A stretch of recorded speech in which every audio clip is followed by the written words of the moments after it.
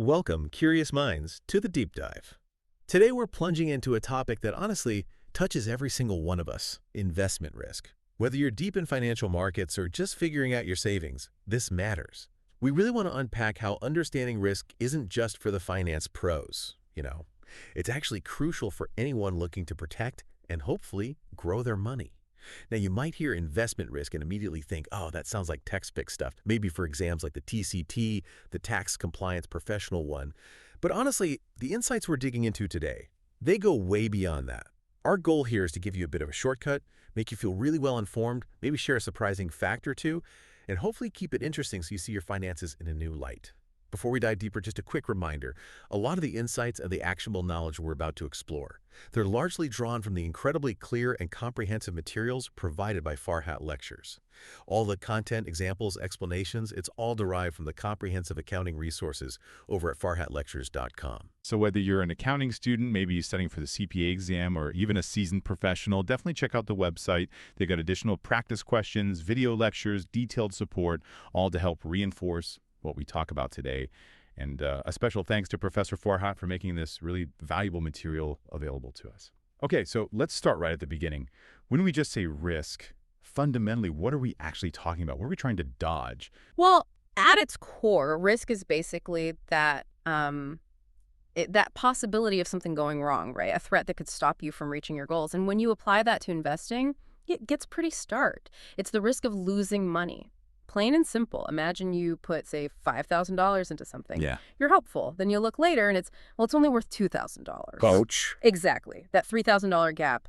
That's your risk becoming reality. It's seeing your capital just shrink. Right. And this leads to that fundamental principle in finance, the one that gets thrown around a lot, the direct link between risk and return.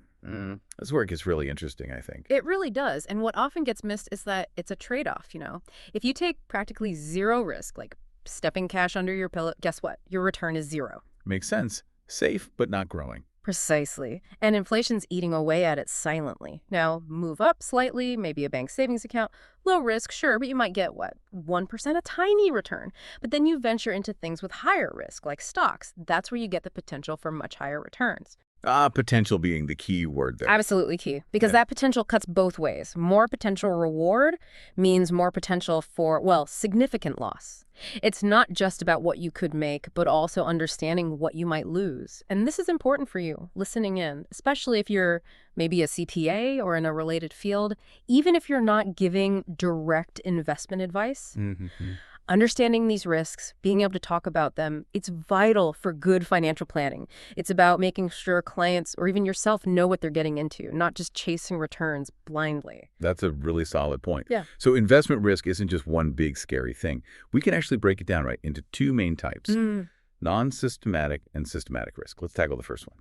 Okay, so non-systematic risk, sometimes called business risk. What exactly is that? How's it different from, the whole market going down? Right. Non-systematic risk is fascinating because it's very, very specific. It comes from factors unique to just one company or maybe one particular industry, not the whole economy. Think of it as the risk of a single company kind of tanking itself because of its own internal problems, issues with its products, its management, how it operates. Okay, so if it's specific to just one company, what's the defense? My gut says diversification. Don't put all your eggs in one basket. Exactly right. Diversification is your main shield against non-systematic risk. Instead of pouring all your money into, company alpha, you spread it out. Some in alpha, some in beta, gamma, delta, epsilon. Even better, spread it across different industries. Or different types of assets, stocks, bonds, maybe real estate, gold. The whole idea is if one investment takes a hit, the others might be doing okay, or even well. It cushions the blow. Softens the impact if one company has specific trouble. Could you give us some concrete examples? Like what kind of company-specific problems are we talking about? Sure. Our source material points out several good ones. Product risk, for example. This is where a company's whole future might depend on just one or two products. Think about a small biotech firm. Everything hinges on getting FDA approval for one drug. If it fails, the company could be wiped out. Wow.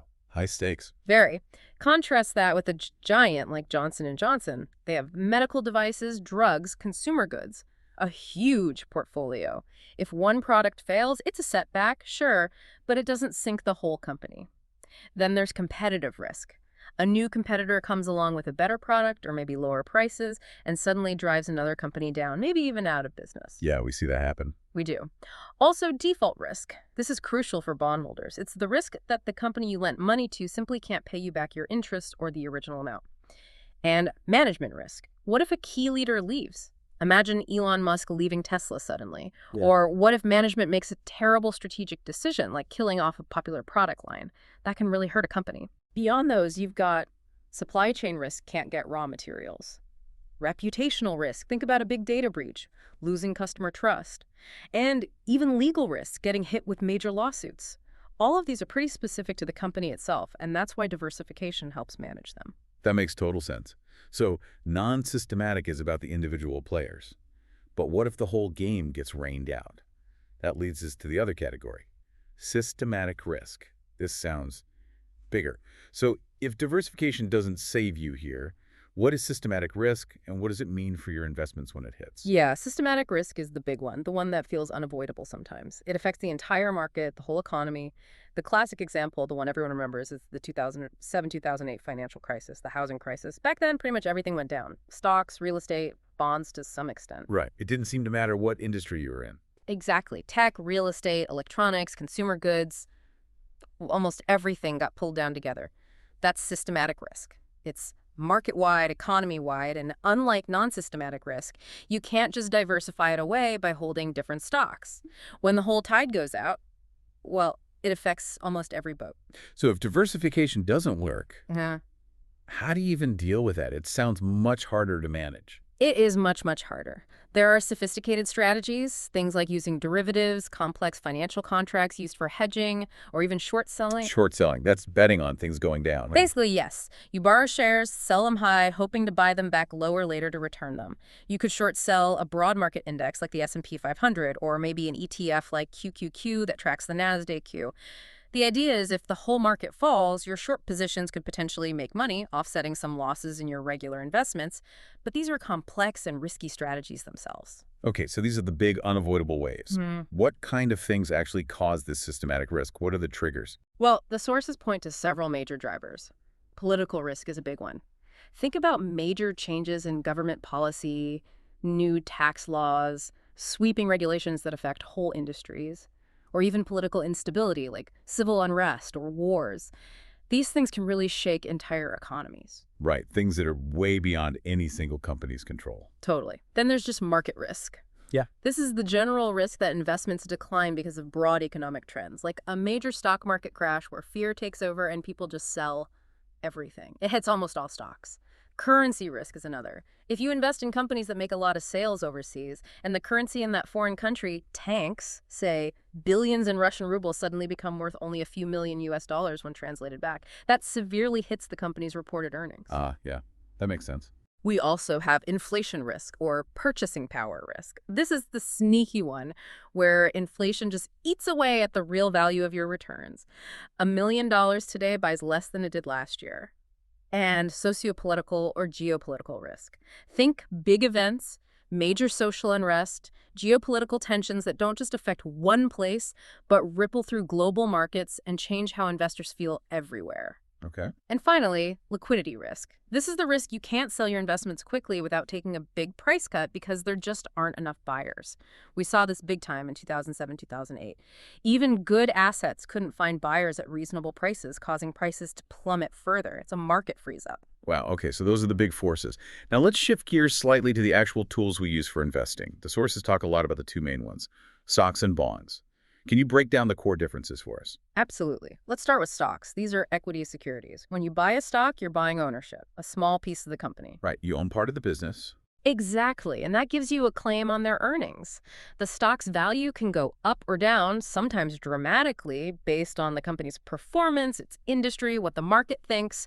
If the company does well, hopefully the stock price goes up, and maybe you get dividends too, a share of the profits. But, and this is important, stocks are generally seen as the riskier of the two, the biggest risk. You could lose your entire investment. All of it. Potentially, yes. If the company goes bankrupt, the stock can become worthless. Zero. Think Lehman Brothers or maybe retailers like a Radio Shack that just disappeared. Shareholders are usually last in line if a company folds. Okay, so that's stocks. What about bonds? How are they different? Bonds are fundamentally different. They aren't ownership, they're debt. They're essentially loans. When you buy a bond, you're lending money to whoever issued it. Could be a company, could be a government. In return, they promise to pay you regular interest payments over a set period and then give you back the original amount, the face value, when the bond matures. So like an IOU with interest. Pretty much, yeah. And generally, they're considered less risky than stocks. As a bondholder, you're a creditor. If the company gets into trouble, creditors typically get paid before shareholders. Now, within bonds, there are two main types we should touch on. Corporate bonds. These are issued by companies. They need money, maybe for a new factory or research, and instead of going to a bank, they borrow from the public by issuing bonds. Might get a better interest rate that way. Okay. But here's a key tax point. The interest you earn from corporate bonds, it's taxable. Federal income tax, state income tax, you owe tax on that income. Got it. Taxable interest. What's the other type? The other main type is municipal bonds, or munis. Yeah. These are issued by state and local governments, cities, states, counties. They use the money for public projects, building roads, schools, hospitals, that kind of thing. Things the public uses. Exactly. And munis have two big advantages. First, the interest is often exempt from federal income tax. Sometimes state and local taxes, too. Why is that? Well, the federal government gives them this break because they're funding essential public services. It helps lower the borrowing costs for local governments. The second advantage is they're generally safer than corporate bonds. Why? Because governments can usually raise taxes if needed to pay back their debts. Right. That's a power companies don't have. Exactly. But there's a trade-off for that safety and the tax break. Municipal bonds usually offer a lower interest rate, a lower return, compared to taxable corporate bonds. Okay, that makes sense. Lower risk, lower return, plus the tax benefit. Now, you mentioned taxes. There was an interesting point in the sources about borrowing money to invest in bonds. How does the tax treatment work there? It seemed a bit tricky. Yes, that's a really important nuance based on tax symmetry. Let's break it down. If you borrow money specifically to buy corporate bonds, Okay. the interest you earn on those corporate bonds is taxable, as we said. But the interest expense you pay on the loan you took out to buy those bonds, that expense is deductible. It cancels out, in a way. Taxable income, deductible expense. Fair enough. Okay, that seems logical. But now, what if you borrow money to invest in municipal bonds? Remember, the interest you earn from munis is tax exempt. Right, that's the big drop. Because that income is tax exempt, the interest expense you paid on the loan you took out to buy those munis is not deductible. No. The logic is basically you can't have it both ways. You can't get tax-free income and also deduct the cost of financing that tax-free income. So if a business borrows to buy muni bonds for, say, a public transit project, the interest earned is tax-free, but the interest paid on the loan is not a write-off. Gotcha. No double dipping on the tax benefits. Oh. Okay, let's try to tie this together with a practical example. Imagine a company needs cash, maybe for a big expansion. Why would they choose to issue corporate bonds? What's the main driver based on everything we've discussed? Is it about their own portfolio, avoiding dividends, boosting their stock? Good question to ground it. Looking at the options, the main reason a company issues corporate bonds is simply to raise funds for its projects and operations. So it's about getting the money they need. Exactly. Issuing bonds is borrowing money, just from the public instead of a bank. It allows them to access capital, often large amounts, potentially on better terms than a loan. It's not about diversifying their own portfolio that makes no sense for the issuing company. It's not primarily about avoiding dividends, though it is debt financing, not equity. And while successful projects financed by bonds might eventually help the stock price, that's a secondary effect, not the core reason for issuing the bond itself. The fundamental purpose is funding, getting the cash needed to operate and grow the business. Perfect. That really clarifies the why behind corporate bonds. So wrapping this up, it feels like we've covered a lot of ground. The core link between risk and return, the big difference between those company-specific risks, the non-systematic ones, You can diversify. and the big market-wide systematic risks you really can't avoid easily. Plus, the key features and, importantly, the tax differences between stocks and bonds. Yeah, and thinking about all this, the real takeaway isn't just knowing the definitions, right? It's about how this understanding empowers you. So maybe a final thought for everyone listening. Given everything we've talked about, the different risks, the different investments, how might knowing this stuff actually change how you approach your own financial decisions? Or even just the conversations you have with a financial advisor, especially when you're trying to figure out how much uncertainty you're truly comfortable with to chase those potential returns. That's a great question to reflect on. Understanding this really can make you a more discerning, more confident investor, or just more informed about your own financial path. Really appreciate you breaking all this down for us, and thanks to all of you for joining us on the Deep Dive.